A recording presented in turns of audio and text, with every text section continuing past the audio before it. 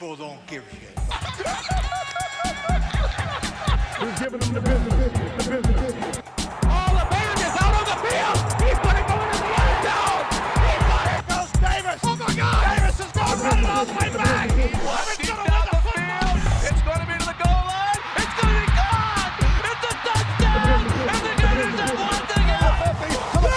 Herman Whitfield to the 30 to the 20. 15, 10, 5. Touchdown, FSU. Welcome to College Football Extravaganza, Week 1 picks and locks and Week 0 review. I'm with you, Robert Vincent. As always, follow me right there, Robert Vincent Comedy, getting all things locked and loaded. Davis has gotten a shot ready. You hear that noise in the background? That's going to be us live drafting fantasy football. It's fantasy football time, too. Justin's got his shot at JMO ready. I don't have to take one. I'm just taking one because I don't be left out. Let's be clear, Justin does not have to take one. I'm going to throw this graphic up here because it's so nice. Justin, congratulations on a good week of your locks. You're 3-0. I had to make that last-minute change. You did say you had San Diego covering and not New Mexico. I gave the proof, too, threw the clip in there like, yeah, man. Put it. And you know what? I even changed the graphic for you. I even changed that for you, so there you go. What a guy. Oh, wait. Did you have Vandy? Oh, fuck. Yeah, all right. We're 2-1 then. Okay, you're 2-1 then. Whoops. That's okay. I mean, Vandy, that was a good game. Hawaii almost came back and won, right? I get They were probably pissed because their locker room was a fucking tent. Right.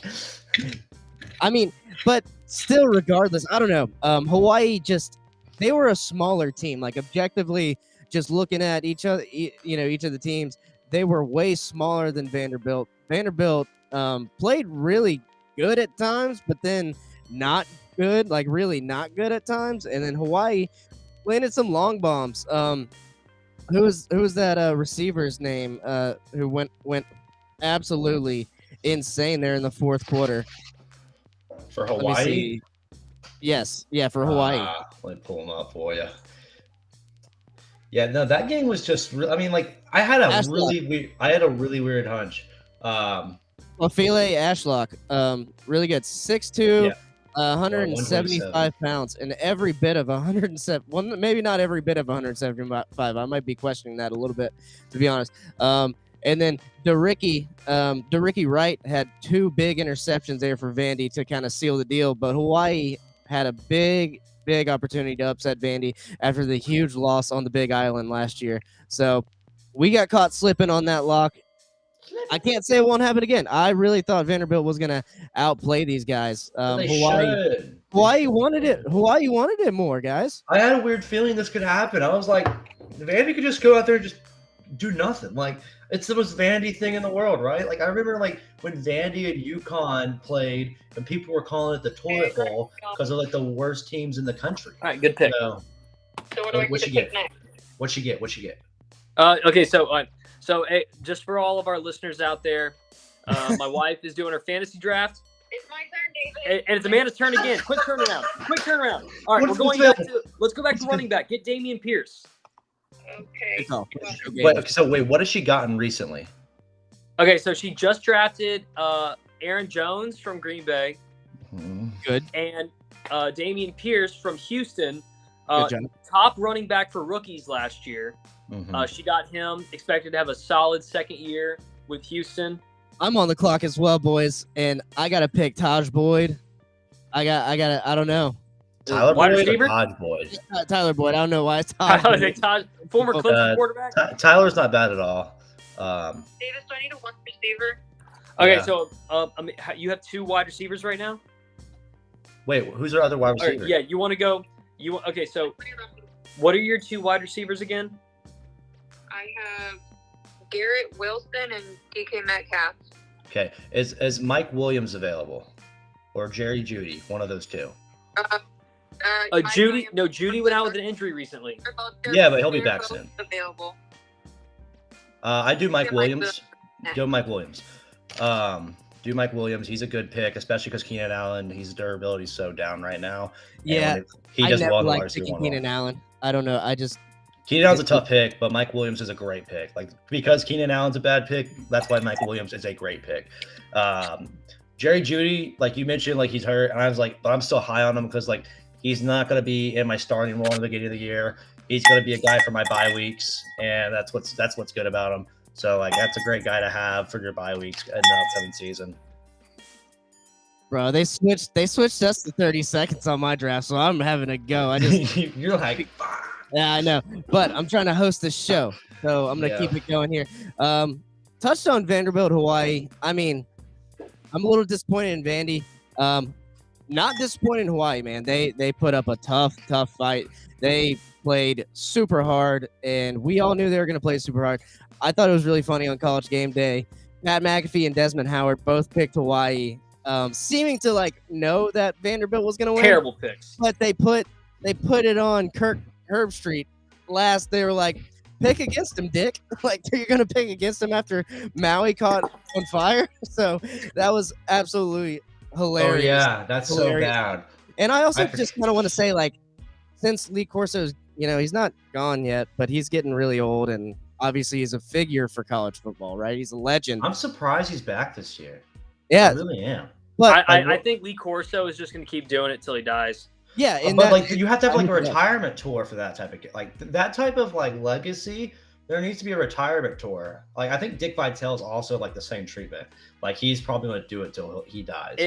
And he literally can't talk right now. Dick Vitale can't even talk because of his vocal cord cancer. Which is like the worst cancer someone can have in this field. right.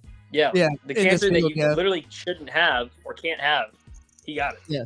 But back to As the a main thing. broadcaster, I should say. Back to the main thing. How about Pat McAfee being the guy to fill in for Lee Corso as that kind of like, imaginative, creative, like just super energetic guy for College Game Day? That's like, who else could it have been, right? Oh, I mean, Pat Pat McAfee McAfee's changed perfect for that role. Yeah, Yeah. absolutely Mike perfect. Williams. All right, Amanda got Mike Williams, by the way. Good job. Good job. I picked So, the Cowboys What- defense in what round position do I 11. get next? How many fucking people are on my? Oh, it's my turn. Fuck, that's a quick Dude, turnaround. this is What's going on? hilarious. It's an All right, all right, eight-woman all right, all right. draft. All right, What so do you it's 3 expect? wide receivers and 3 running backs. Shut up, Davis. All right. Did you just kick him? Yeah, I'm gonna kick him off. We're trying to go. We're trying to go here. What? One more, David. What did she get? Did she get it? Justin Tucker, kicker. That's amazing. That's amazing. Honestly, probably my next pick as well. Tucker's still available for you? Nope, Tucker's gone. Tucker's gone. It is what it is. All right. So moving on. USC, one of the top 10 teams. Everyone's saying they could be in the playoffs. Not if they don't cover against San Diego or San Jose State. They're not gonna make it to the playoffs. I'm kind of joking about that. I watched this game and I feel like I feel like they were rotating out a lot of people on defense just to kind of see who was playing who was playing the best and trying to get people some experience, almost treating it like a scrimmage, man, because they know their offense is gonna beat the absolute shit out of San Jose State. But with that being said, I did not get my cover. I picked USC to win. I picked them to cover. I didn't lock it in, but it is what it is. Justin. You missed by 3. Yeah. Yeah.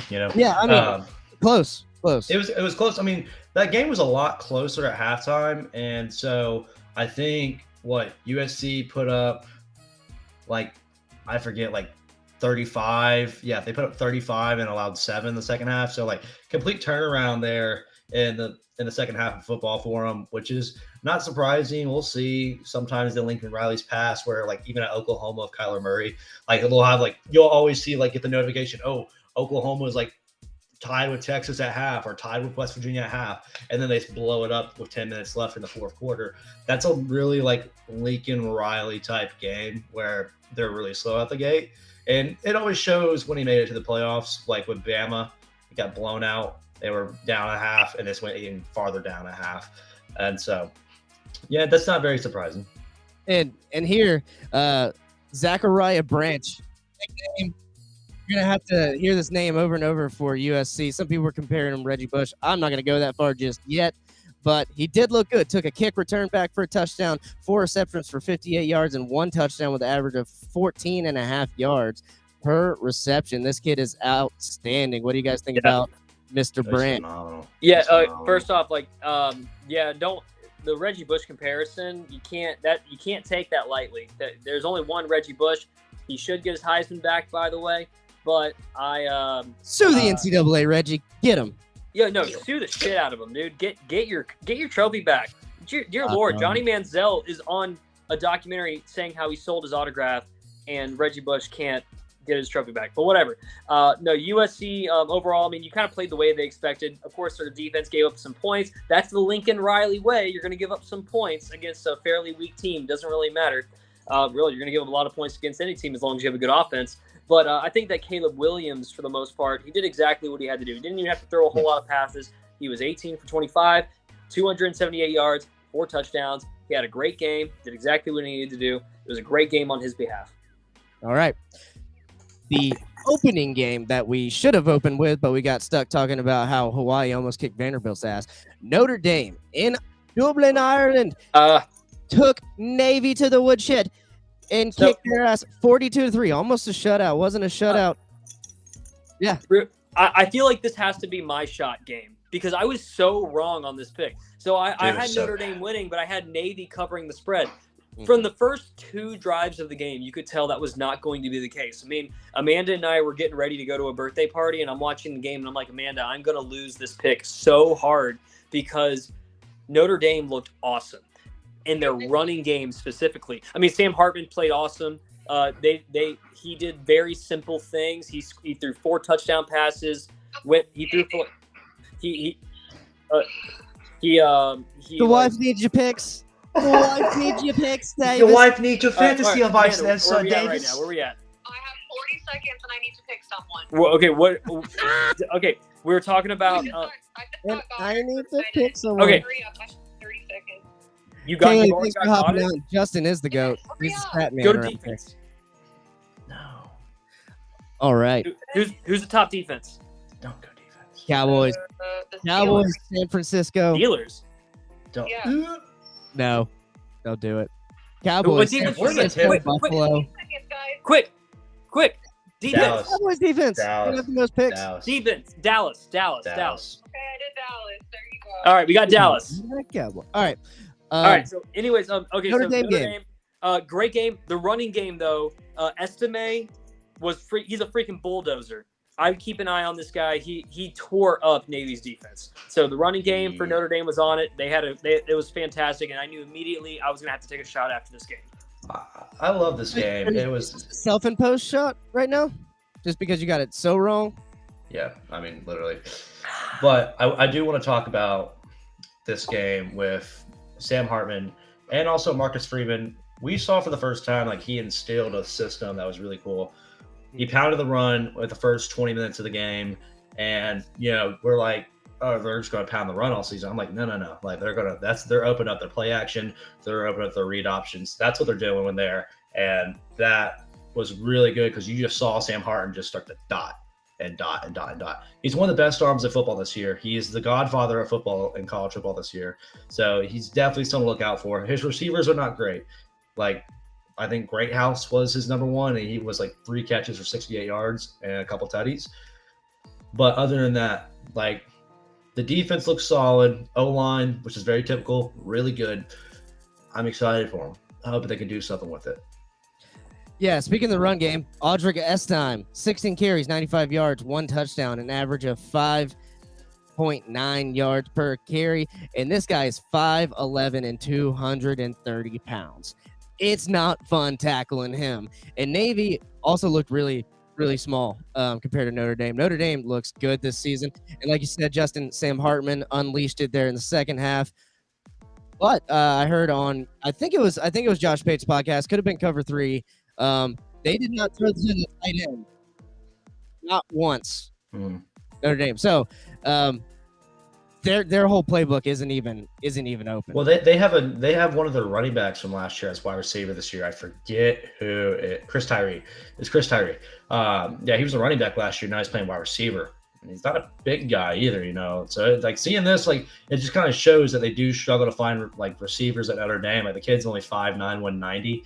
Not really like ideal. Good for the slot and probably good for your underneath passes when you have a guy's running ability like that. I don't know. That may work out. You get a running back who has some good skills right there. You get him out in open. Yeah, put him in get him in some one-on-one situations in open space. You can break off some 25-yard catches easily. I agree. We're going to move on, and I'm sorry to inform you, Davis. This was the actual shot game.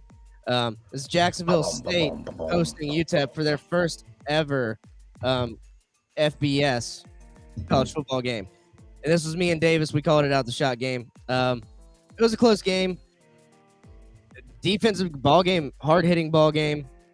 And I'll take a shot with you because it was really close. So here you go. This is some Jack Daniel's Tennessee Honey.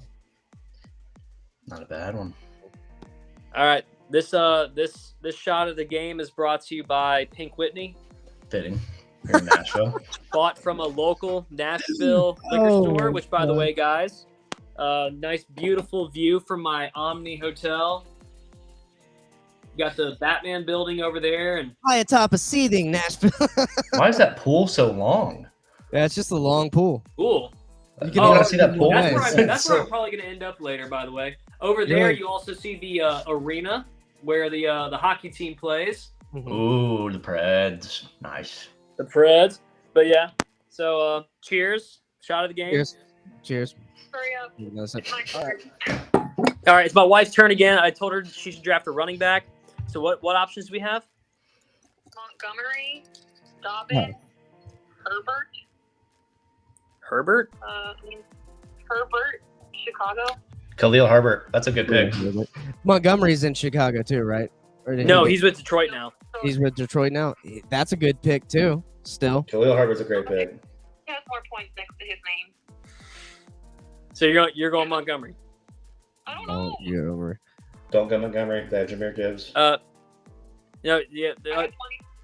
Go the guy from Chicago. What about the guy from Baltimore, Dobbins? Steer clear. No, I like Dobbins. Go the other guy. I like Dobbins. All right, I'll be on the record saying I like Dobbins for fantasy football. Cool. All right, I anyway, don't. we're moving on. Him? I was wrong. All right, you got Herbert. Ohio lost to San Diego State here. San Diego State covers big time. Honestly, didn't pay much attention to this game. I watched all the other games. If you guys have a take on the Ohio-San Diego State game, go ahead and give it. Okay, Davis, I have 3 positions left or slot.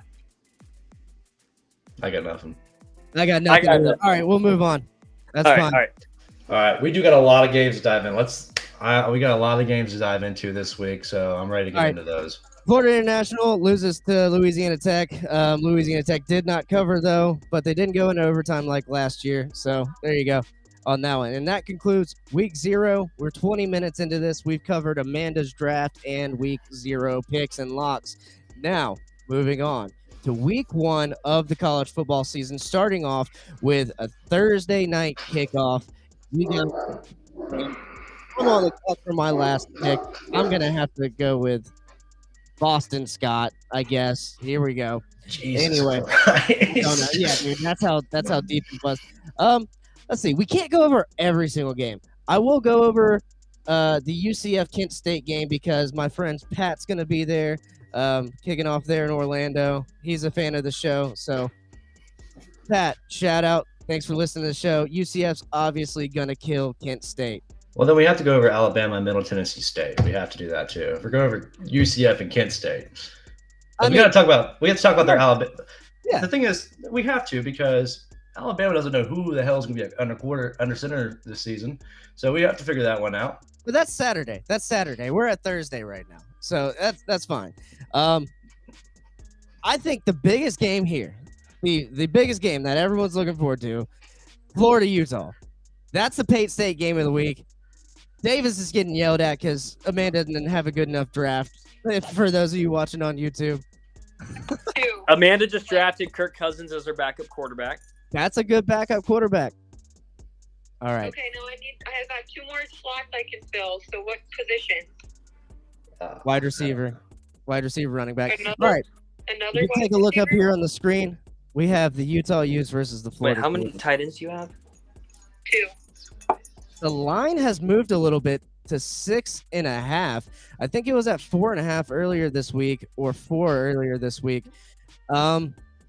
Which kind of tells me maybe Vegas is thinking Cam Rising's going to play in this game. That's possible, but also the fact of the matter is 4 of these points are because it's at home. You probably throw an extra point in there because Utah hasn't lost at home in, 2 years? Back-to-back Pac-12 champions, and Correct. potentially 3-time and last Pac-12 champion ever. What are you going to do? That'd be crazy, yeah. Yep, here. I'm not going to spin a lock on this game. I can't do it. Obviously, I'm biased. This is the Florida Biased podcast, if you don't know. Now you know. But I see it being closer than people expect. I mean, that's a pretty close game right there. 6.5, 1 touchdown. I could see Utah winning. I could see Florida coming out there winning. It's all going to depend on Graham Mertz and how he does in his new position as the Florida quarterback. I think Florida's got a hell of a running back stable, one of the quietest stables in all of the country to be. I mean, to be honest, like Etienne and Johnson, massive combo, back to back.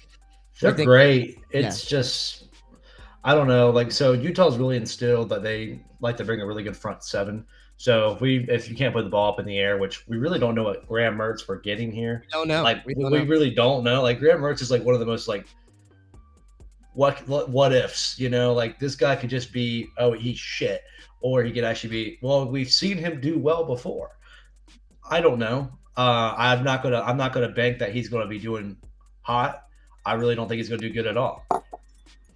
You think the atmosphere, the potentially the actual physical altitude out there in Utah is going to get to the Gators, or do you think Graham Mertz just unproven and we don't know too much, and we don't all these freshman wide receivers with Andy Jean and Aiden Zell, we have question marks on the perimeter, right? So I mean, there's a lot of question marks there, but there's a lot of potential there as well. So I'm ready to watch the game and let's kind of see what happens.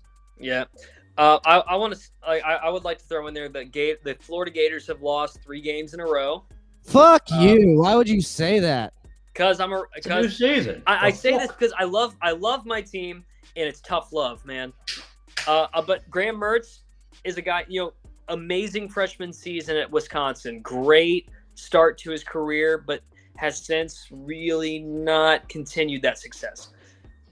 And so it's hard for me to be extremely excited going into this game because I don't know what Graham Mertz we're going to get. I don't know how he's going to play in this new system. And Utah has a lot of upside. Even though they did lose in the Rose Bowl last year, they still beat USC, Pac-12. They beat not so great of a Colorado team before that.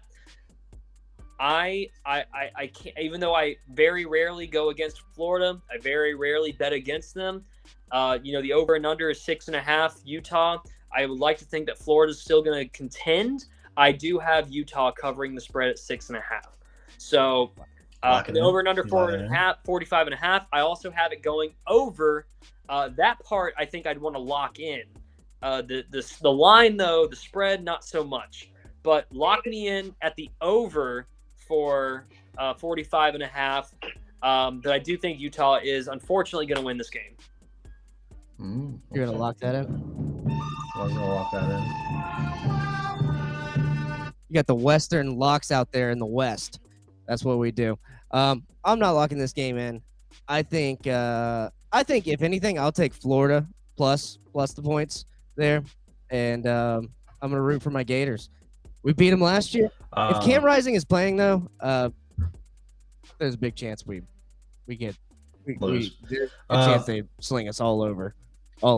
I don't see much positive coming from this game, except maybe Travis Etienne having a good game. And from a Florida perspective, I could see Utah. Like, this is just a year that Utah, like, they have to come out and win these type of games because technically they can compete, and there's a chance that they can compete for a playoff spot. They're back-to-back Pac-12 champions.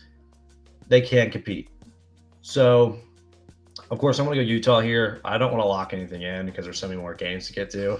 I never want to try and lock in a pick against the Gators because we did that last year, and they came in on top of Anthony Richardson. Mm-hmm. And this is going to be Florida's first non-conference out-of-state game since like the 80s or 70s or something like that, dude. We don't play out-of-state non-conference teams.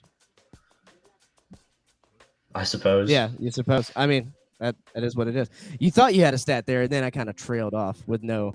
Yeah, I was like, Oh, I was trying to look for the exact date. And I thought it was 1984, but I have 1984 up here, so I think I'm conflating the two. But we'll get to that stat. Oh, that was the stat. UMass first FBS season opening win since 1984. There you go. And they had horrendous. 24 straight road losses up until that win this past week at New Mexico State. So there you go. Congratulations, UMass. Wow. Hopping back and forth here. UMass. All right. Another good Thursday game, Nebraska at Minnesota. No one's making noise about Minnesota. PK Fleck, still the coach over there. Still a good coach. Yeah, but don't forget about Nebraska. They got a new coach. Yeah. Matt Rule. Matt Rule, baby. Matt Rule's over there. I mean, Great college coach. again, I want to see. It's week 1, baby. I don't know too much about it. You gotta get the scale going. But if I were to make a pick, if I were to just throw my thumb on something, Minnesota -7. Yeah, I think I'd take Minnesota -7. Not gonna lock it though.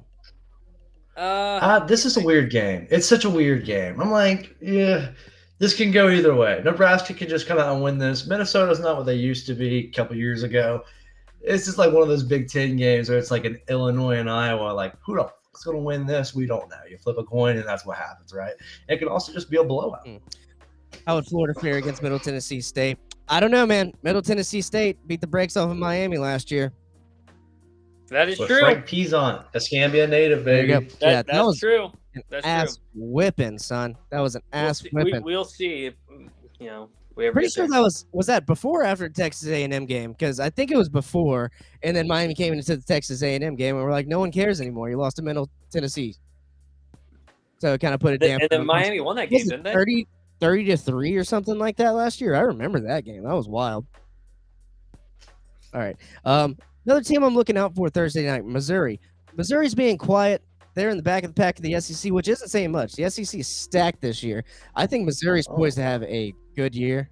They're playing South Dakota, so not going to get to tell much this week, but keep your eye out for Missouri. And yeah, I mean, you got Arizona State. A little point of news. I think they're imposing a 3-year bowl ban on themselves out there in I Arizona thought it was just State. 1 year. I thought they were just doing it Is for it the just 1 year. It's a 1 Yeah, year, it's just 1 year. and I don't. So I'm confused on this, and many reasons why. Okay, who does the self-imposed ban for bowl games? It's weird to me. Second of all, don't act like you were going to go to a bowl game either way. Like, let's get that real clear. Oh, damn. Boom. Roasted. Boom. Like, I got him. like, let's be real. With the way the Pac-12 is this year, ain't no damn way Arizona State is going to a bowl We're game. gonna squeak out a couple wins like they always do, dude. The Pac-12 is not gonna change. I don't know. Yeah, if we're here thinking the Pac-12, there's gonna be one team that goes undefeated the whole time, doesn't stutter, doesn't hit a road bump. Washington. Washington's not gonna do it. They're the It's gonna team be that Washington. always hits the road bumps. Now we will get to Washington because they have an interesting game coming up on Saturday. But I think that's gonna be good for the Thursday night games. Again, if you guys see another game you want to talk about, stop me. If you want to shout anything out. Not seeing a whole lot on these Friday night games. You got Louisville at Georgia Tech. Okay. Stanford at Hawaii. I hope Hawaii wins after that showing out against Vanderbilt. And I think you know what?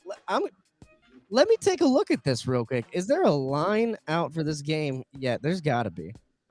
Which game? Hawaii. Looking at Hawaii. Hawaii at us. Oh, no, wrong one. Yeah, you're looking at the wrong one. What the hell game was Hawaii, that? Stanford at Hawaii. No, Stanford's favorite 3.5. Stanford's favorite 3.5. You know what? I don't know. I'm not going to lock that one in because I haven't seen Stanford play yet, but I want to. Get out of here. I don't know. I don't know. I mean, essentially, putting a plus 3.5 is like saying that Hawaii's probably going to win that game. Mm-hmm. You know, that's kind of how those lines go. Check out this Miami versus Miami of Ohio. Obviously, big rivalry game here for the namesake of Miami. Miami of So Ohio when it says Miami, coming in from Ohio, pretending like they are Miami. But it says Miami's favorite 17 points. I don't know which one, but it says 17 Yeah, I'm not sure points which one Miami. either. They should really. I don't know. I don't know. They should really specify on that. This is confusing. 45.5 points is over under. Come on, Miami. Come on, Miami Hurricanes. You gotta prove us something. You gotta come out here, sling the rock.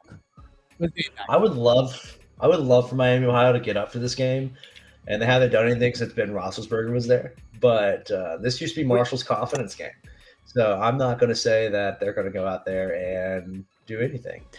Even though it will be probably like a smooth 100 degrees. And the quarterback from Miami, Miami of Ohio, said that, you know what, we're going to go out there and show that we are the real Miami, which is also the dumbest freaking statement you could ever make, considering Miami is still the U. But I kind of like the shit talk in a way. It's early in the season. You're a MAC team. Everyone has a soft spot for the MAC. I mean, it's pretty funny. I appreciate the trash talk. I really do. I mean, it's only Mario Cristobal. He's not going to take it that personally. It's not like he's done much with his career. So. Yeah. No, I love it. I love the trash talk, especially. I love the trash if they talk. win. And also because it's not like Miami. It's not like Miami has like been Miami. So, yeah, if you're gonna trash talk them, do it now. Right. All right. Moving on.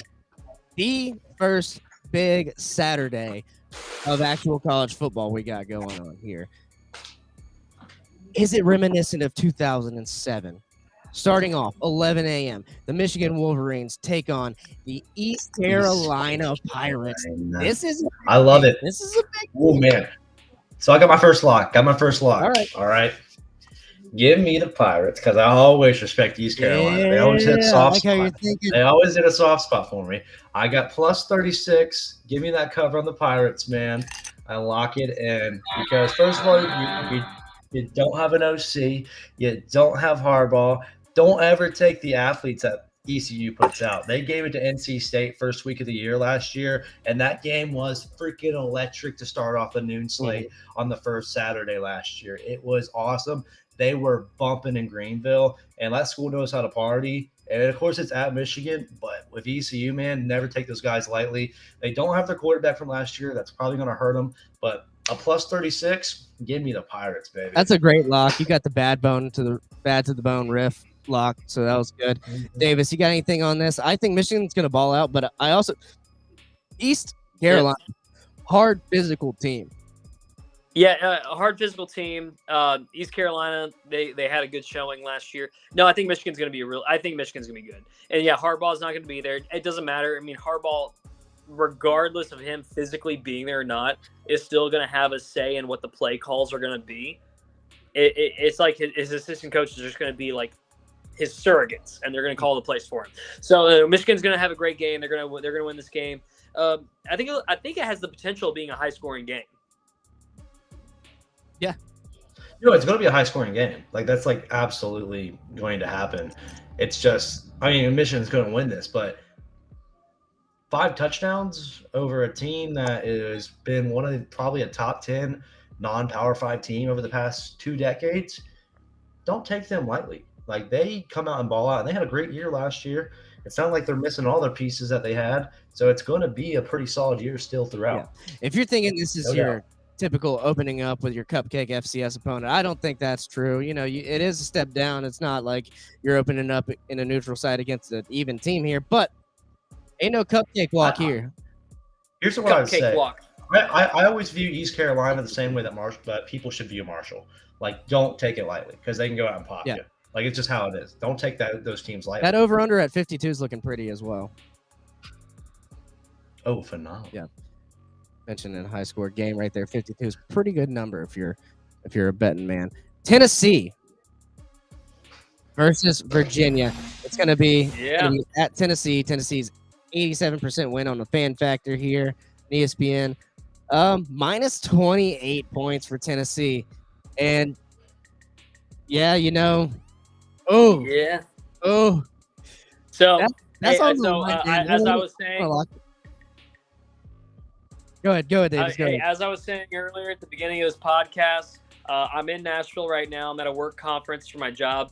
I got a beautiful view of the downtown skyline. And if you walk just a little outside my hotel, you can see the stadium that Tennessee is going to be playing at on Saturday. So I feel the vibes in this city.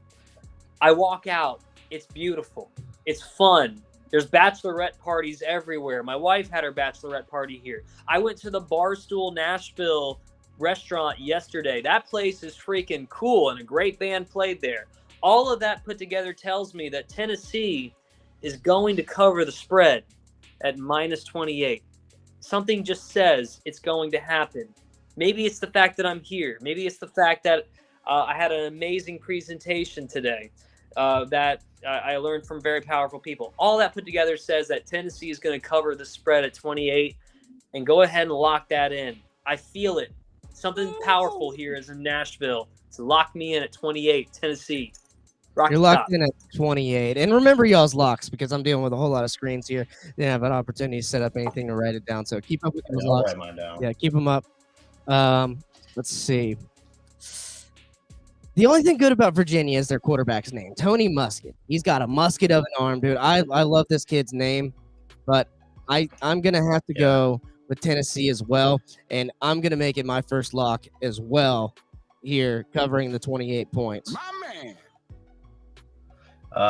This is a game where it's just like it could be fun to watch. Brendan Armstrong's no longer at Virginia, so it kind of just makes it like Virginia's under a new leaf right now. And it's going to be probably a blowout, but you're also saying this is our first time we see Joe Milton start at Tennessee since the Clemson game, but like for his own season, like he's in the driver's seat.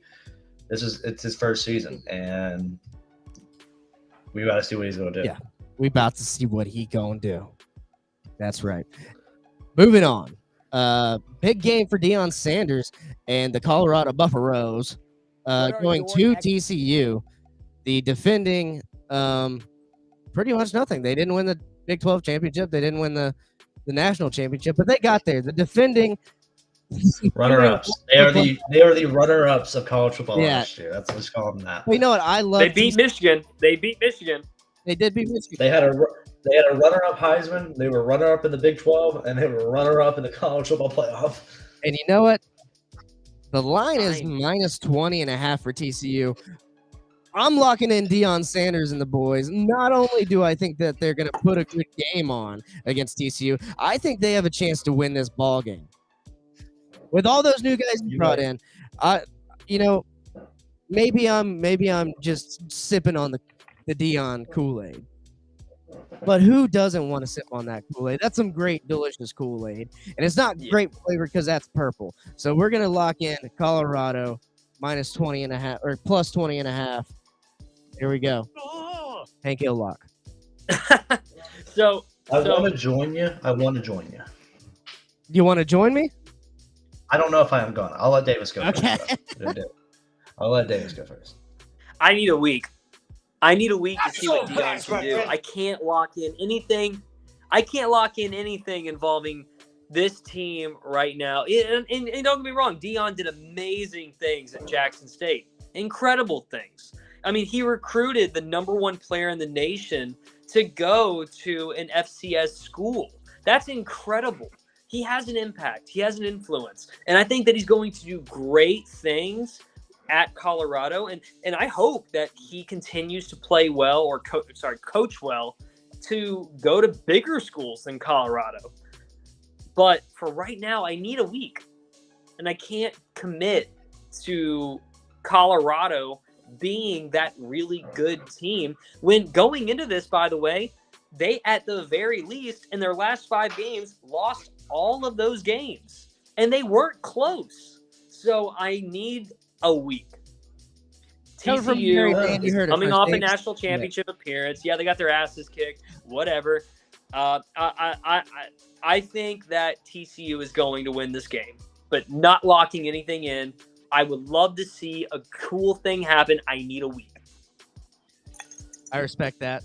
I really wish this game was in Boulder. They had it. This is the last half of the home and home. It was in Boulder last year. I remember watching that. And that's when like Chandler Morris and Duggan, they were fighting for each other. And this game right here, I love Dion. Dion, he's doing it right. He's doing it different than everybody, and everyone's going to follow in his footsteps. Like, he got a lot of backlash because he lets players put their social media tags on the back of their jerseys. I think it's genius, man. You know, Dion is embracing NIL. He's embracing the advancement of technology. He's embracing how things are going to change. It's not going to be long until we start seeing these social media tags for players be popping up on their ESPN graphics when they're talking about the key players of the game. That's how it's going to turn to be. It's going to be a whole different environment, and Dion's just the first one through the door, and people are going to follow him through. Do I know how he's going to do at Colorado this year? People are saying 4-8, 5-7 type-ish thing. I'm like, maybe that could definitely happen. But you have to respect that he knows what he's doing as a coach. He grabbed Travis Hunter. He's done really well with Shador. Shador is a top 20 quarterback in the country, if we're being honest. He knows what he's doing. He has a great mindset of the game, and I like the way he does things. I mean, he got a great recruitment class, and a lot of guys left. Colorado has nothing to do this year with what it did last year. It's a completely different system and a different team, and it's a whole facelift. And I'm just excited for when they do have their first game in Boulder because everyone's going to be talking about it. Yeah, I'm fully on board with you. The only thing Deion Sanders doesn't have going for him is 2 big toes. That's the only thing he doesn't have going for him. All right. Moving on. We're going to skip Oklahoma for this week because they're playing Arkansas State. Same with Iowa. And I do want to apologize to Iowa fans everywhere.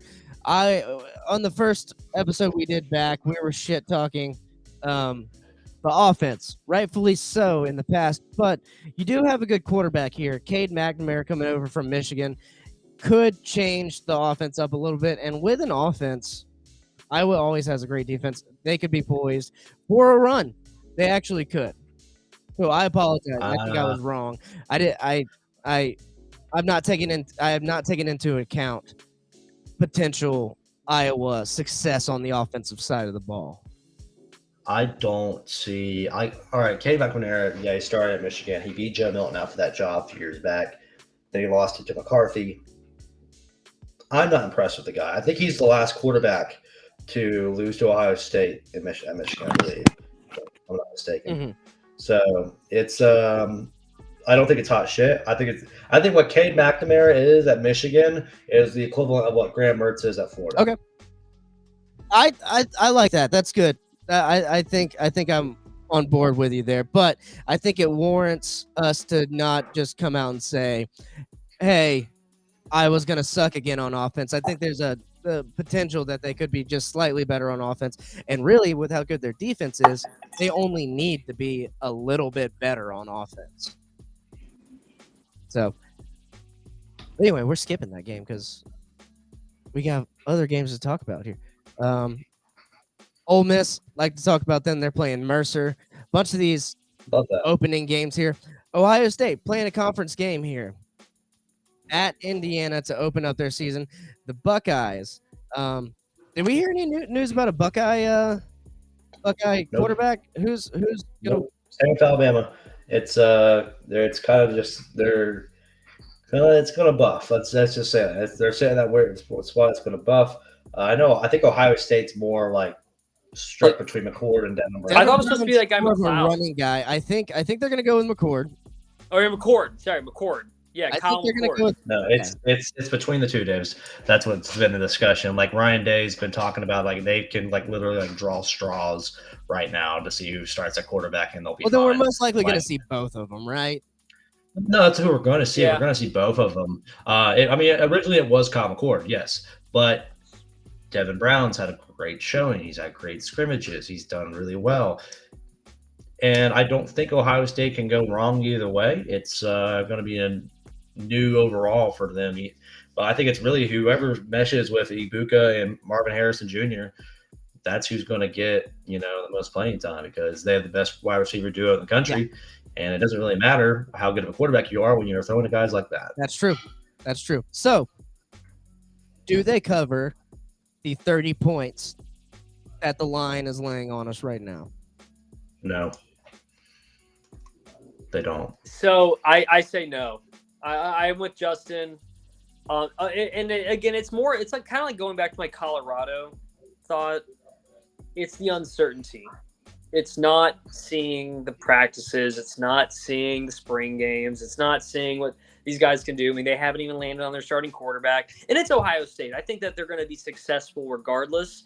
But I think that with Indiana has also held up to their own side of the bargain. Mm-hmm. That's why I say no. I say no. And how I'm not burning my last lock on this game by any means. But I would be tempted to do it. Not so fast, my friend. I think they cover, and I'm not going to lock it in, but I think they cover. What the hell? So you went all that way. You pulled up. You did the not so fast. Lee Corso isn't even with game day right now. He will be, but not yet. And you pulled that out not to even throw a lock. How dare you? I did. I think Ohio State's going to be really good this year. I think they have, like Justin said, the best wide receiver duo in the country. Marvin Harrison Jr. gonna go first round. I think that. Oh, without doubt. Yeah, amazing athlete, and I think amazing wide receiver. Indiana is really fucking bad. I think they're. I think they'll be their 4th year in a row they had a Indiana first round wide receiver. They're scrappy. Okay, scrappy don't beat pure like. We're talking about Ohio State team that was midnight ball drop away from going to the national championship last year and beating literally on Happy New Year. They missed the field goal. Yeah. Imagine being an Ohio State fan, watching it with your father who's an Ohio State fan. You're in Tampa on the Eastern time. It was Central time here, but I was in Tampa. Mm-hmm. And as we're watching the game, we're seeing this kick go shank left. Everyone's screaming Happy New Year. And there's all these horn blowers going off. And I'm just sitting there with my head down. I was like, this was the most fucked way to ring in the new year. Oh, yeah. Ohio State so waiting for 2024 since 2023 started. I don't think you can watch, like, a fireworks show so, like, depressed. Yeah. Yeah. Like, if I can look back at myself in life and see what I look like watching that fireworks show, I mean, it's probably brutal hell. Like, I just, like, look like I want to literally just tie it. Like, I was watching it on the water. I would just tie whatever concrete bricks I have around me and just have someone push me over into the water and just let me sink. Yep. I just looked like I wanted to literally fall off the face of the earth. I was so hurt. So we're done with Ohio State. Justin, I know you wanted to get to this game, so I definitely wanted to bring it up. Boise State, the Bucking Broncos go to Washington. The Huskies are 14.5-point favorites. I think they cover. And before Justin can lock, I'm going to lock it in on me. Oh, that was terrible. That wasn't even I'll fucking do it again. There you go. That's not the button I was trying to hit. Good Lord. I'm locking. Oh, jeez. Yeah, I'm locking Washington in. I'm on the same boat as Justin. I think they're going to be a good team this year. Michael Penix Jr. going to sling that thing. He's going to run the ball all over the field. Boise State, a good team, but I do think Washington State wants to make a statement. And this is a statement. Tickets as low as $19 to get into Husky Stadium this Saturday at 2:30. It'll be on the ABC. Highest preseason ranking, and probably I don't know how long of a time it's been, but just know you got your week opening game at Husky Stadium. You're playing Boise State, who is, like I go back to these non-Power 5 teams, they are definitely a all-time greatest non-Power 5 team. That is for sure. They've had their couple down years here recently, but a 14.5 line is something that I will definitely be hopping on with you, Rob. Lock me in for that 14.5 cover for Washington. Nice. I see them coming out stupid hot, and I really am excited to see how I'm going to watch this game because I want to see what Husky Stadium is bumping like come Saturday. Fuck yeah. I'm a man. I'm 40. You got the I'm a man, I'm 40 lock. How about that, Justin? I'll rock with that. There we go. Davis, you got anything on Washington and Boise State? More than just, well, really just a random fun fact that it's one of 3 stadiums that is water accessible. So you're on a boat, go ahead and cruise on up to that stadium. Other than that, Michael Penix Jr., electrifying athlete, a guy that came from Indiana.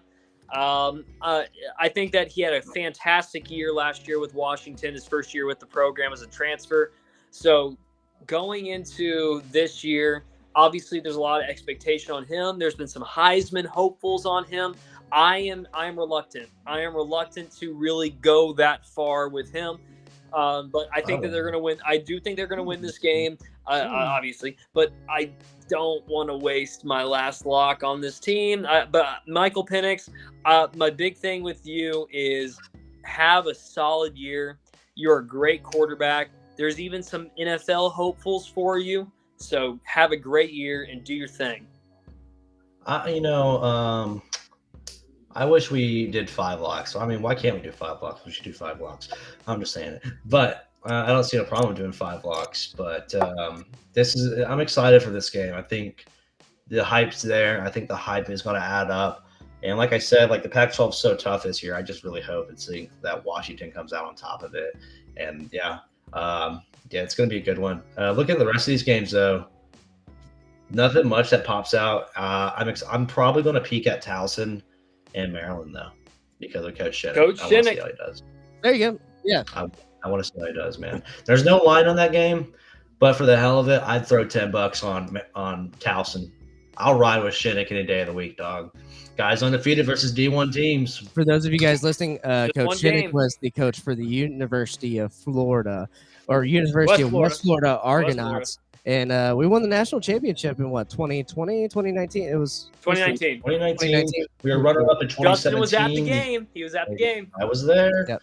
I am their sideline reporter. I mean, anything that's UWF football, I'd probably know it better than anyone else. Justin did the pregame, or you did the postgame show. You did the postgame. I did the postgame show of the championship. Yeah. So big get for Towson and Maryland is a tough team this year.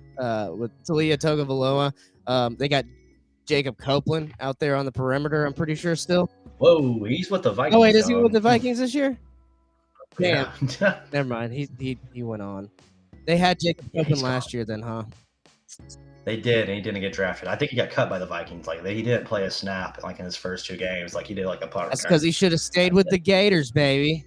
Should have stayed with the Gators. Doing anything there.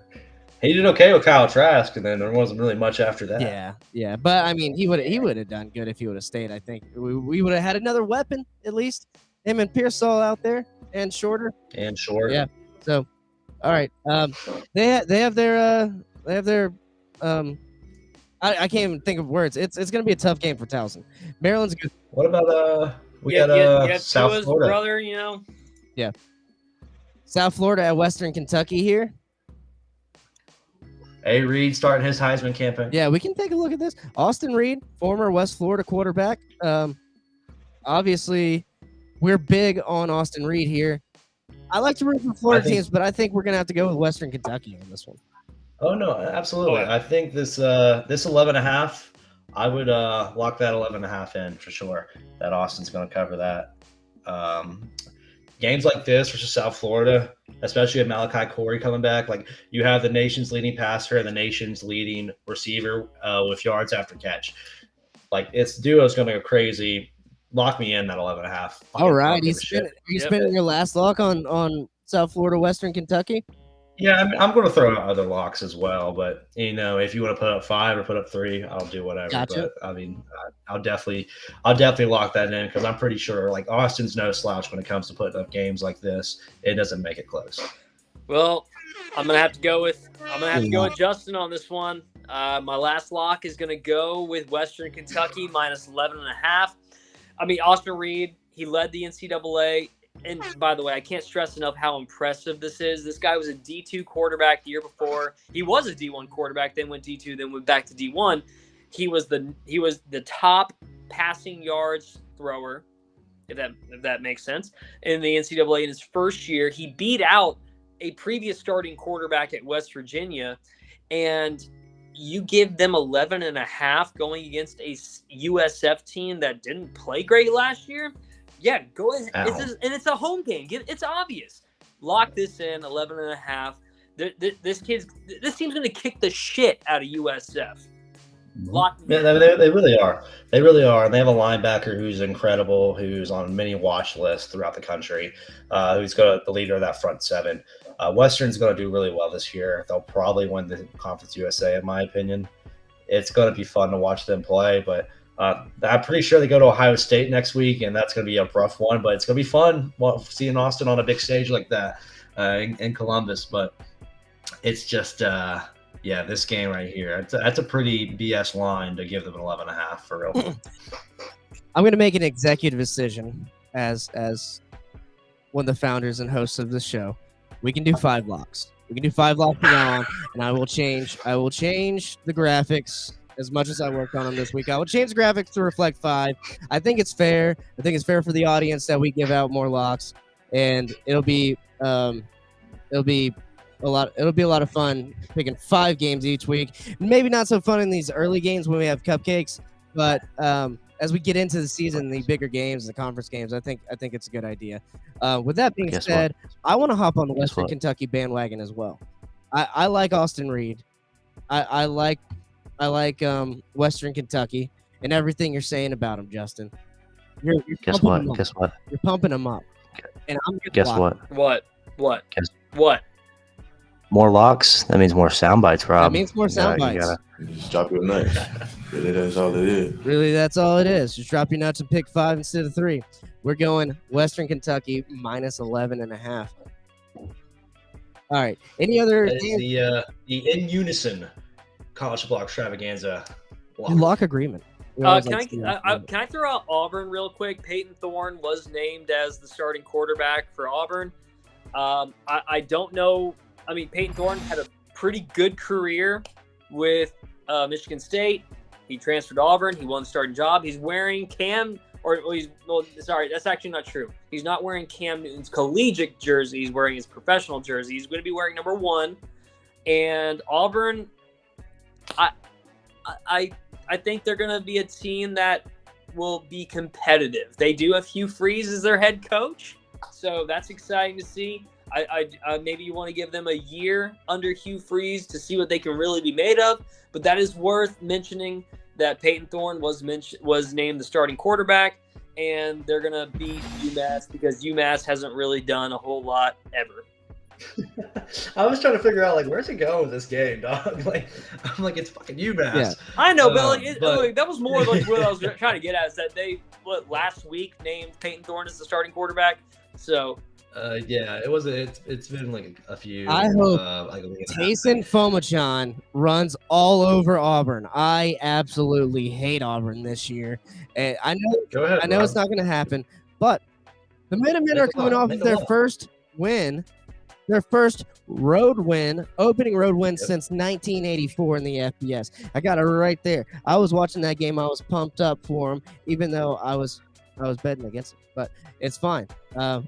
Hey, plus 35. You got them, Rob? You covered that? No, I'm not doing that. I'm not doing that. No. Right, But I do hope the best for them. And then, of course, you have Georgia taking on UT Martin. Obviously a nothing game, but they got Carson Beck starting at quarterback.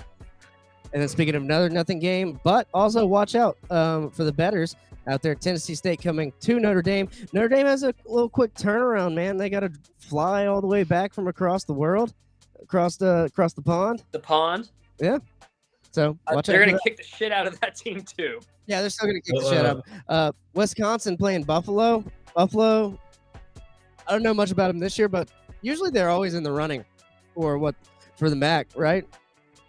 I mean, in the MAC, but not really since 2021. Although Wisconsin does have Luke Fickell as their new quarterback. That is one thing to keep in mind, is that he did a great thing. I mean, he was at Ohio State. Did good things there. And then obviously he went to Cincinnati. He led them to a playoff appearance where they did lose, but still they were a very, very respectable team, very good team. And Wisconsin is really hoping to get back to a decent level of competitiveness. Yep, they could All right. shit kick Buffalo. We'll see about it. So last nothing game, Middle Tennessee, Alabama. You see Bama, they don't know who they have a quarterback. Right. Uh, Maybe so this is gonna be- maybe the former Notre Dame quarterback. I've read reports that guy is favored to win the job. I feel like Jalen Milroe would. It'll be Milroy. Milroe. It's gonna be Milroe. It's gonna. Milroe. I think they've come out and all but said it's gonna be Milroe. We're gonna see multiple quarterbacks in this game. Alabama could put it on them. I don't know about the minus 39, but I think they'll get an opportunity to try out a couple of their quarterbacks here in this game. Are we thinking about it, boys? What's It's going definitely on? an opportunity to do that. Yeah. Are we thinking about it here, Justin? I know you're looking at it. No, I'm looking at the next games we're talking about. Yeah, me too. Yeah, this game's minus 39 though. That's something. That's a lot. It's nothing. It's nothing that Nick Saban can't. Right.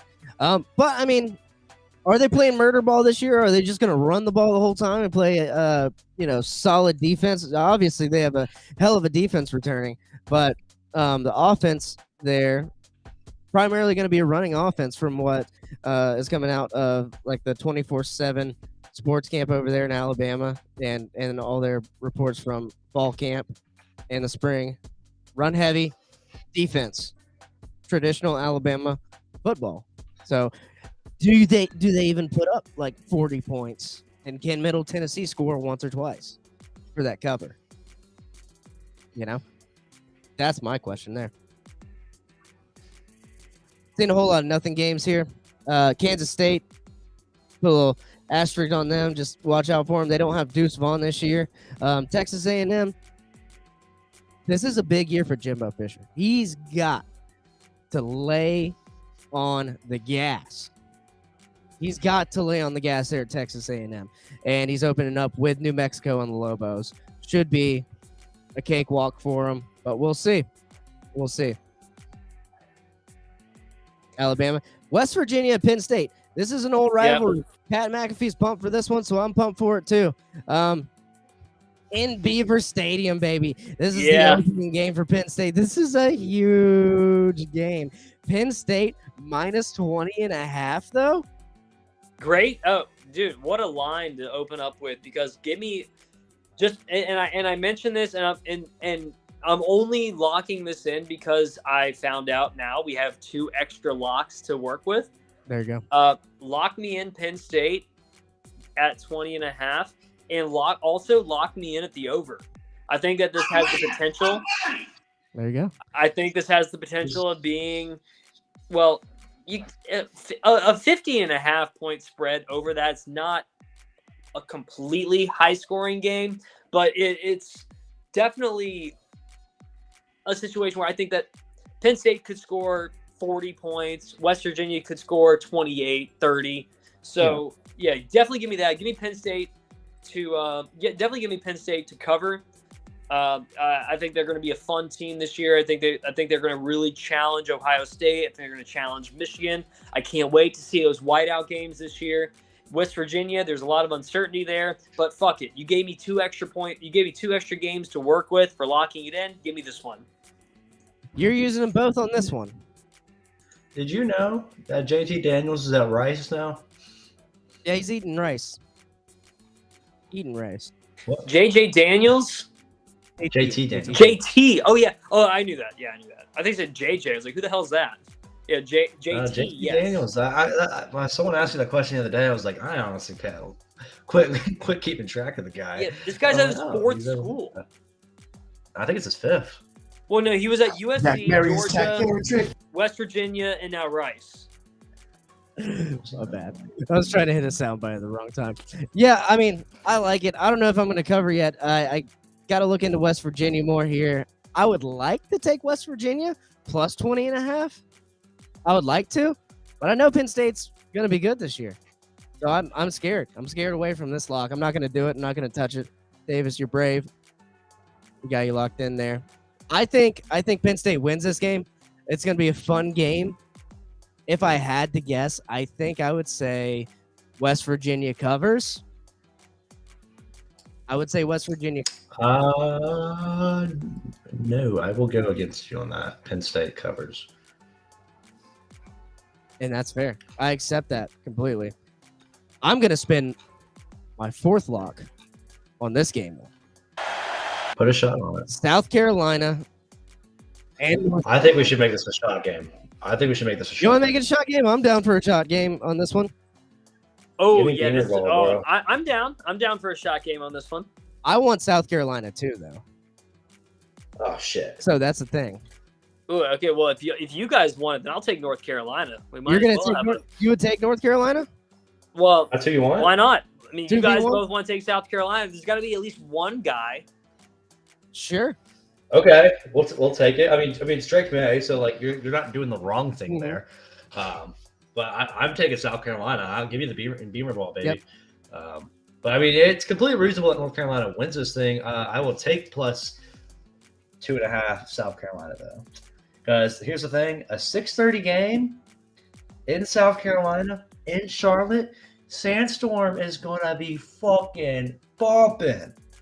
It's gonna be a neutral site game. It's gonna be a Yeah. neutral site game in Charlotte. I guess they'll still play Sandstorm, but Oh shit! No, you're right. Damn it! All right, I forgot. it's not gonna be like I read that completely wrong. I just hyped that up for so many wrong reasons right there. But I mean, they'll probably still do it, but it's gonna be half the stadium. It's not gonna be the whole stadium like Williams-Bright. Where is South Carolina's college? What's Columbia, South That's what Carolina. it is.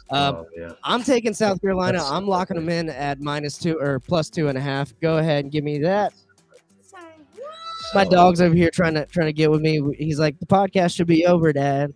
Podcast should be over. They should do a home and home. It's almost done.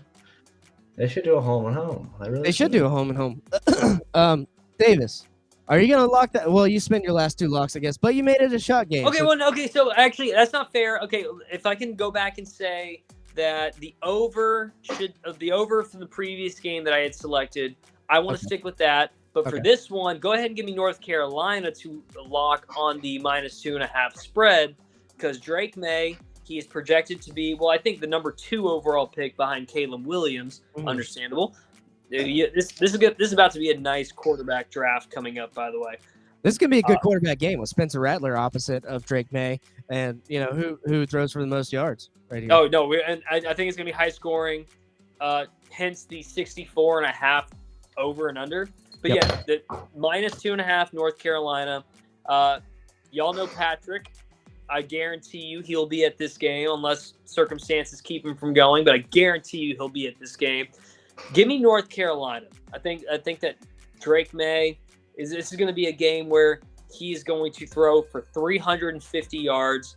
And honestly, so will probably Spencer Rattler. It's going to be a high-scoring game, and NC State's going to win by 3. No, they're Or ignorant. NC. Sorry, I said NC State. NC. Davis with the completely ignorant lock here, going against me and Justin on the shot game, but that's to his demise. We'll see what happens come the next week. What's up? I see 2 more games here. 2 more Yeah. games. What do you see? What do you see? What you got? I'm seeing definitely one on Monday and definitely one on Sunday. Oh, well, then make it 3 because I did not look at that Monday game. No, Yeah. it's 3. I have a third one. That third one. All right. And even I'm picking right here at this UCLA Coastal Carolina game. That's going to be a fun game to watch. But yeah, South Alabama Tulane, right? Yes. Yep. South Alabama Tulane. Fun game.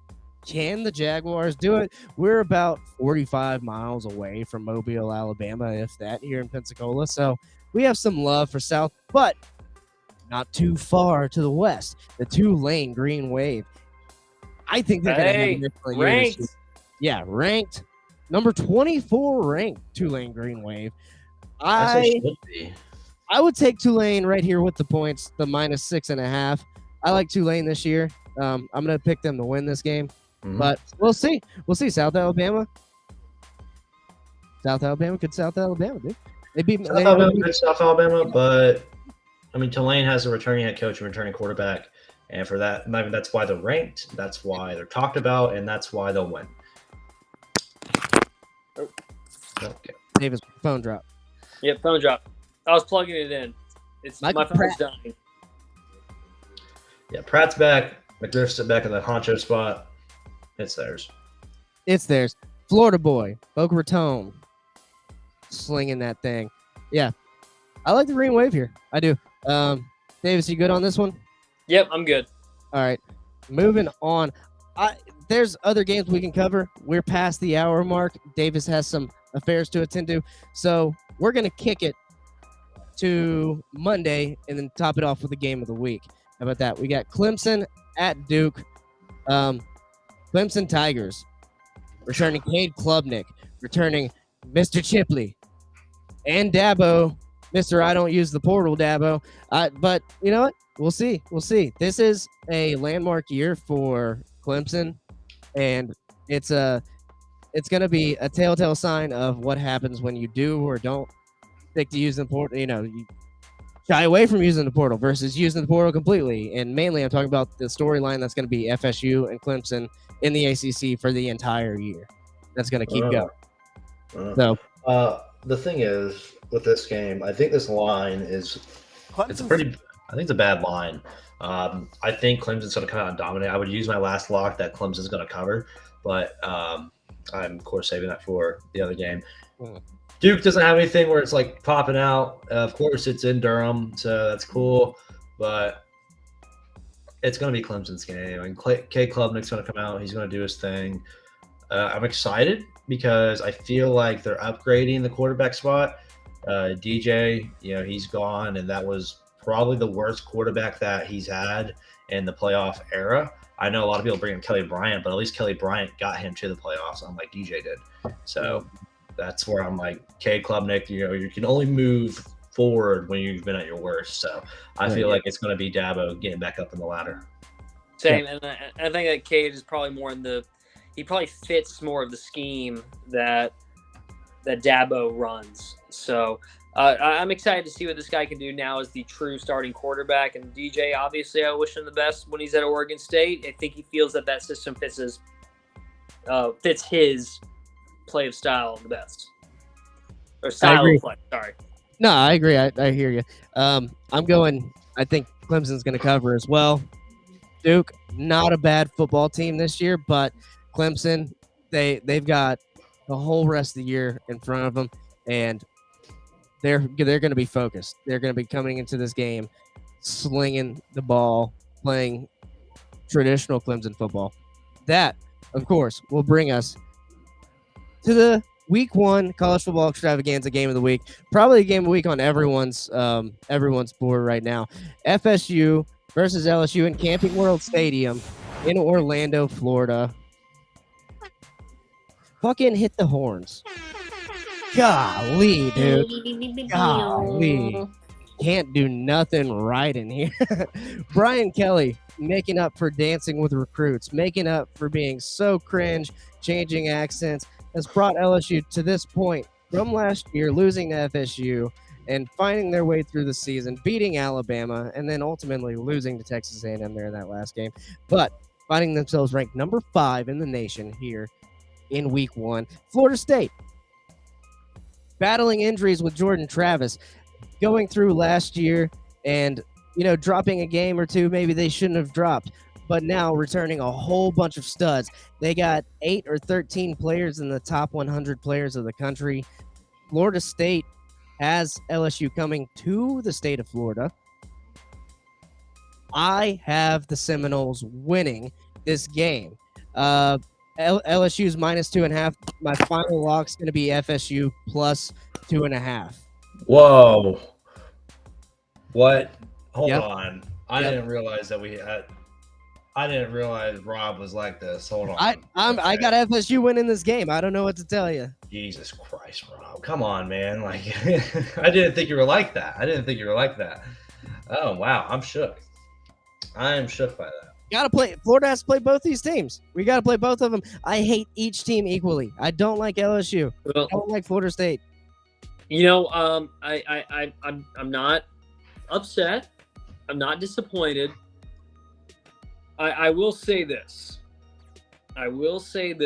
Florida State ended the year on a very good note, just like LSU. What was the good note? What was the good note? Well, I think Florida barely State beating Florida and then beating Oklahoma by 3 points. Florida's a good note, but beating a 6-6 Oklahoma in the Cheez-It Bowl is No, not a good note. okay, no. I think for Florida State, like last year, that was still like technically a rebuilding year for them. Like Mike Norvell has bought himself, I think, unless this year is weirdly catastrophic. Jeez. I think that Mike Norvell has bought himself a longer tenure with Florida State. Let's go ahead and start it that way. It's gonna be his 4th year. It's gonna be a 4th year, right? Yeah, right. And well, keep in mind, like 2 years ago, he was out the door. In fact, going into last year, he was out the door. So now we're talking about Mike Norvell as being a pretty good recruiter because they have a decent recruiting class. But I can't let that slide without saying Florida, by the way, also has a good recruiting class. But I to be think honest, they should have lost to Florida. That was a face mask on that last drive. it was. We're not going there right now because we can just go on and on. So in this game, I think Jalen Daniels, awesome quarterback. He is a Heisman potential. I think that just to keep it short, also because my phone battery is starting to die, LSU is the favorite to go in this game, and rightly so. This is going to be a good game, a close game, and it's a game that I think that LSU is going to come out on top of. I think they're going to cover the spread. The over and under is 58.5. I actually believe it'll be a very, very tight game to where it's going to be like a 24-21, maybe 28-24, maybe even 30-24. It'll be in that range.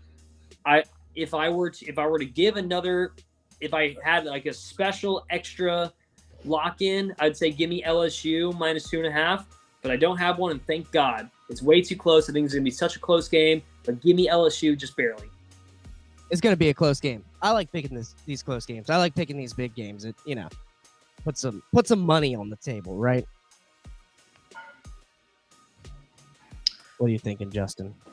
So, all right. LSU did announce their number 7 player this year. It's Will Campbell. He's the best player from Louisiana, but the weird thing is he's not wearing the jersey. He's just wearing a patch with the 7, which is really freaking weird. LSU also has a receiver out. The NCAA has ruled. I don't know which receiver it is, but it's a big time starting receiver here. If you guys could help me out here, I don't know if it's Aaron. Let's see. I got you, kid. So, it's really big. I mean, they're kicking this kid out of the game. This is a playmaker for LSU. They're kicking him out of the game because you're talking about Mason. That's not I don't think he's a receiver. Oh yeah, defensive lineman, right? I'm wrong. That's where I was confused. I was like, you saw something I didn't. Then man. Why am I thinking of? I was so confused there. I think there's a receiver. Or there's also a guy for FSU that they're keeping off, but I think he's on the line as well. Or he might be a receiver. I don't know. You threw me for a loop by saying with all this. I'm not going to lie to you. All right. Both of these teams have someone that the NCAA is keeping out of the game. Yeah, no, there is someone, but but it's Mason Smith, who is very he's a big name player for him. He's literally their second best defensive player right after Harold Perkins. So it's a big loss for them, and it just made this game become a lot closer. And it's going to be interesting to see how that develops because he's a really big-time player. 13 tackles last year, 4 sacks, but he's really good. But that was back in 2021. 315 pounds. This man's massive. Dude, where's the number 0? LSU. So LSU, they've known about this was probably going to come for a while now. And so, during scheduling, they almost scheduled a week 0 game to avoid this suspension. But they did. And this was from signing the autographs, right? Yeah. Last year. So he signed autographs before the NIL went through, and now right before the NIL went through. Right before it went through, and now they're kind of coming in and saying, "Hey, you have to serve your time." But he was supposed to pick a game to be suspended for last year, and he didn't want to get suspended for the FSU LSU game. And then something happened where they wouldn't let him pick which game, and they said you have to take this. Pretty sure he got hurt. I'm pretty sure he was hurt. Okay, so that would be why. Because he didn't play 20. I mean, looking at his stats, he had the tackles. He didn't play in 2022. So okay. he couldn't really pick a game to be suspended because he wasn't playing. And so that's like where it's kind of unfortunate. Like, you should have really done it last year, but you were hurt, and that's not our fault. So, so he still has to serve that suspension. But this game, I think it's going to prove a lot about both these teams. I think we're going to get a lot of questions answered for the SEC West. We're getting a lot of questions answered on FSU. Like, we're getting a lot out of this game. Yeah. And it's going to be interesting to see how it's going to go. But I will point this, LSU special teams guys for this game. Aaron Anderson, he's going to be your kick returner, and he'll also be your punt returner for LSU. He's a Louisiana native, but in high school, he had more than 20 career touchdowns on returns. Is this guy a true freshman? I don't know, but okay. I know he had 20 touchdowns in high school on the return game. That's good. That's insane to me personally. Like, that's like that. Like, in 4 years of high school, he's like, this kid's like scoring this many touchdowns. That's like backyard football against your little cousins, pretty much. Literally. I'm looking him up. Anderson. Freshman out of New Orleans, 5'8", 190. Yeah, this is a kid to look at. Yeah, that's like almost Trendon Holiday, Brandon James reminiscent of those days. You know, I like those little short kick returners, punt returners, best guys to do it, if you ask me. Also, special teams was a humongous part of this game last year. LSU, 2 muffed punts. FSU scored on, I think, one of the 2 of those, and then fumbled the ball at the goal line twice. And so this game came down to special teams last year, quite literally. I mean, literally the last play was a missed PAT by LSU to tie, and it was blocked. It was blocked. Or blocked, yeah, same thing. And it was missed either way. I do know for sure Harold Perkins are going to move him around, so teams have to look for him more in pre-snap. They're not going to really just keep him coming from the left or the right or up the middle and in the B gap and whatnot. They're going to move him around.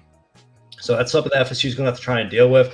Jerron Verse of FSU, of course, that guy's a threat and a force to be reckoned with. But in the end, I love Jalen Daniels, and I'm really excited for LSU to do this. I've been saying this for a while.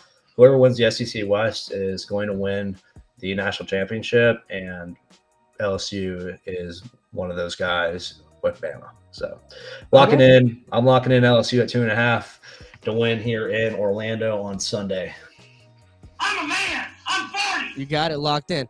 All right. Now, I wanted to end on this.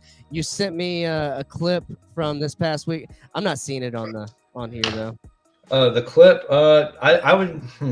Okay. Well, I thought I sent it at least, but it has a message to the College Football Extravaganza Instagram. I can find that real quick. Yeah. But it was the San Diego State game, and that was kind of a funny thing to watch. The ref just got absolutely swacked in the face with the ball. Oh, and, I did see that. Maybe I could find it real quick. Yeah, here I'm sending it to the page right now. Okay.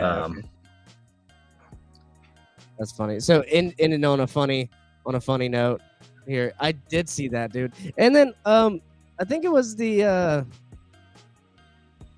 what game was it where there was a face mask and the quarterback had his helmet turned completely around. And that was New Mexico State. That was New Mexico State, yeah. And then he still threw the ball out of bounds, but he kind of threw it in the direction of the end zone. Almost, could have been something. Request. Oh, it was in the request. All right. I wish he completed that ball. Yeah, that would be insane. We would not stop talking about it if that happened. That would be insane. All right, here we go. Pull this up.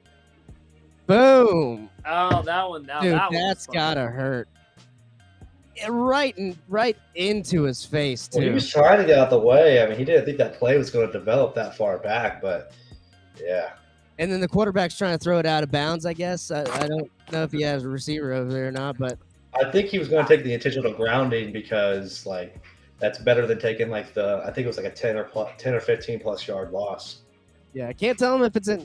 I mean, if you're hitting the ref in the face with the ball, he's not going to throw a flag for intentional grounding on you. That's for sure. Yeah, he's too concussed to do it. He's too fucked up.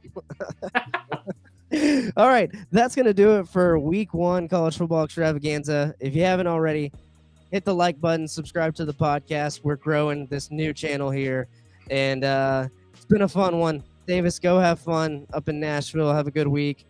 Go follow Justin right there. Justin, you got any plugs? Just look out for me on UWF football this year. I'll be doing sideline forum and all that good jazz. Nice. If you're here in Pensacola, come check me out Thursday, 7:30. I'll be doing some stand-up comedy out at what are you laughing at? Out at Emerald Republic. Read the comments, bro. I've been reading. No, I have been reading the comments. I was putting them up. There's none rolling in. There's none. You don't see any? Oh, wait a minute. This is the perfect place for you to come, quite literally. All right. We're getting out of here. Have a good night, everybody.